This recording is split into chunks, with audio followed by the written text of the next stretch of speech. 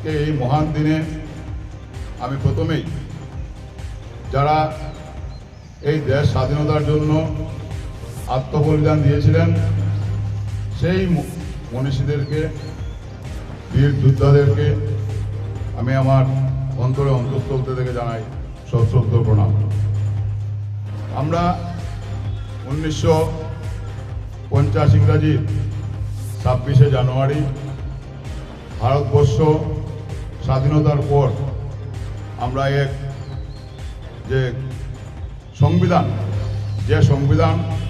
পৃথিবীর মধ্যে সর্ববৃহৎ সংবিধান, সেই সংবিধান 1950 ইংরেজি 26 জানুয়ারি সেটা গৃহীত হয়েছিল এবং সেদিন থেকেই আমরা পূর্ণ গণতন্ত্র পেয়েছিলাম। আমাদের দেশ একটা বৃহৎ গণতান্ত্রিক দেশ হিসাবে সেদিন পূর্ণতা লাভ করেছিল। সেই সংবিধান আমাদের ভারতবর্ষের মৌলিক অধিকার, সার্বভৌমত্ব, অখণ্ডতা নিয়ে ভারতবর্ষে আমরা প্রত্যেকের চালনা শক্তি এবং আমার দেশ প্রত্যেক মানুষ আমরা গর্বের সহিত আমাদের সেই সংবিধানের উপর আমাদের দেশ পরিচালিত হয়। আমরা এই দিনটাকে প্রজাতন্ত্র দিবস হিসাবে পালন করি, কারণ ভারতবর্ষে গণতন্ত্রে আমাদেরকে সেই অধিকার দিয়েছে যে আমরা প্রজারাই দেশের রাজা। আমরা ভোটাধিকারের মাধ্যমে, সেই আমাদের গণতান্ত্রিক অধিকারের মাধ্যমে আমরা ভারতবর্ষের প্রধানমন্ত্রী থেকে শুরু করে রাষ্ট্রপতি, মুখ্যমন্ত্রী থেকে শুরু করে আমাদের পঞ্চায়েত পর্যন্ত আমরা সেই ভোটদানের অধিকার আমাদেরকে সেই সংবিধান দিয়েছিল। আজকে এই ভারতবর্ষের এত সুন্দর সংবিধান, কিন্তু বর্তমান দেখা যায় বিজেপি সরকার ক্ষমতায় আসার পর থেকে বারবার বিভিন্নভাবে সেই সংবিধানের মৌলিক অধিকার খর্ব করা হচ্ছে।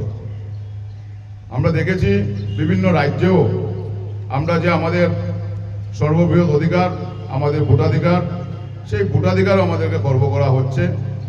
আমরা ঠিক 5 বৎসর যে আমাদের সংবিধানে যে আমাদেরকে ক্ষমতা দিয়েছিল, আমরা দেখি আজকে পঞ্চায়েত থেকে শুরু করে আমরা যদি আমাদের জেলাতেও দেখি বা রাজ্যেও দেখি, আমরা পঞ্চায়েত বা সময় মতো আজকে মিউনিসিপ্যালিটি নির্বাচন, প্রত্যেকটা আমাদেরকে এই নির্বাচনের অধিকার আমাদেরকে আমাদের গণতন্ত্র দিয়েছিল, সংবিধান দিয়েছিল।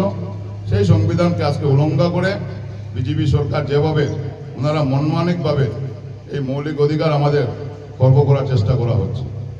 তাই কংগ্রেস দল, সেই স্বাধীনতা সংগ্রামীর দল, আজকে সেই আমাদের মহান নেতা রাহুল গান্ধীজির নেতৃত্বে আমরা আবার সর্বভারতবর্ষ ব্যাপী সেই আমাদের যে মৌলিক অধিকার, আমাদের গণতন্ত্রের অধিকার, আমরা এই সংবিধানকে অক্ষুণ্ণ রাখার জন্য আজকে আবার জয় ভীম, জয় বাপু, জয় সংবিধান, আজকে থেকে আবার সমগ্র ভারতবর্ষে মধ্যপ্রদেশ থেকে সেই অভিযান আবার আমাদের রাহুল গান্ধীর নেতৃত্বে আমরা এই সংবিধানকে বাঁচানোর জন্য প্রত্যেক কংগ্রেস কর্মীরা ঐক্যবদ্ধ।